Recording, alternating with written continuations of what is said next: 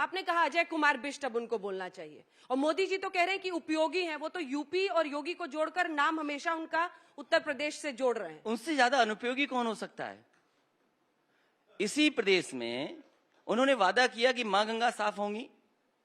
उन्होंने खुद डुबकी नहीं लगाई, क्योंकि वो जानते थे कि ये वही पानी है जिसमें लाशें बही थीं। ये वही पानी है जिसकी बीओडी, सीओडी, डिजोल्व ऑक्सीजन खत्म हो गई है।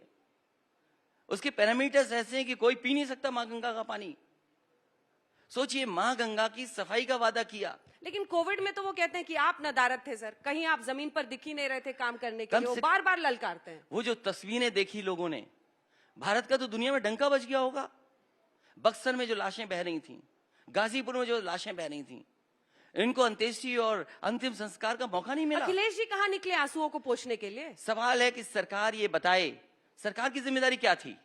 रेमडेसिविर कोई अधिकारी बांटेगा, ऑक्सीजन कोई अधिकारी बांटेगा, अस्पताल में बेड नहीं होगा, ऑक्सीजन के सिलेंडर नहीं मिलेंगे, किसको दवाई दे दी सरकार ने? और सरकार जब नाकाम हो गई तो कहती विपक्ष क्यों नहीं निकला?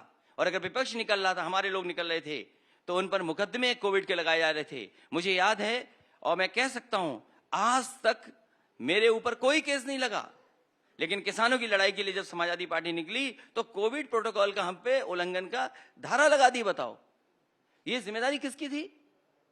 ये मुख्यमंत्री की जिम्मेदारी थी कि उनके प्रदेश की जनता को अनाथ ना छोड़ा जाए। और फिर उत्तर प्रदेश की जनता ने देखा है। लेकिन अब तो चुनाव के करीब आप निकल रहे हैं ना सर, अब तो पूरी ताकत के साथ कोविड को सोचिए, क्योंकि करो या मरो की स्थिति अब आ गई अखिलेश जी के लिए। अगर इतिहास पलटा और वापसी हो जाती है योगी जी की, तो अखिलेश जी तो 10 साल बाहर रहकर फिर बड़ा मुश्किल होगा। तो वो प्रधानमंत्री के दावेदार हो जाएंगे। आपको बड़ी चिंता है योगी जी की? अरे वो प्रधानमंत्री के दावेदार हो जाएंगे या आग लगा रहे हैं? बीजेपी वाले सोच लें, ये डबल इंजन टकरा रहा है, डबल इंजन। तो ये लोकप्रियता में डबल इंजन का मुकाबला आप कैसे करेंगे? मोदी और योगी दोनों की लोकप्रियता बनाम अखिलेश की लोकप्रियता। देखिए, लोकप्रियता, सवाल लोकप्रियता का नहीं है। सवाल यह है कि उत्तर प्रदेश खुशहाली के रास्ते पे जाएगा कि नहीं जाएगा। आज खजाना खाली है। बाबा मुखर्जी ने क्या किया?